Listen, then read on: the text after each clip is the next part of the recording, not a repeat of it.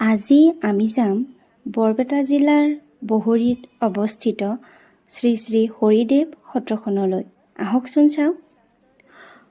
অসমৰ বৈষ্ণৱ ধৰ্মৰ ইতিহাসত বৰপেটা জিলাৰ অন্তৰ্ভুক্ত বহৰী সত্ৰ এক অতি গুৰুত্বপূৰ্ণ আৰু ঐতিহ্যমণ্ডিত ধৰ্মীয় অনুষ্ঠান।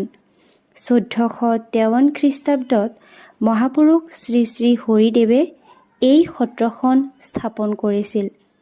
তেখেত আছিল বৈষ্ণৱ ধৰ্মৰ অন্যতম প্ৰচাৰক।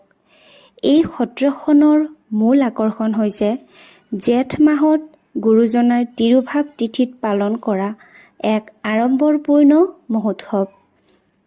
এই তিথিৰ আগদিনা নিশা ভক্তসকলে ওৰে নিশা উজাগৰে থাকি গুৰুজনাৰ প্ৰতি শ্ৰদ্ধা জনাই প্ৰজ্বলন কৰা অক্ষয় বন্তি যাতে নুমাই নাযায় তাৰ বাবে তেল আৰু ঘিউ আগবঢ়াই অখণ্ড চাকি জ্বলাই ৰাখে ওৰে নিশা।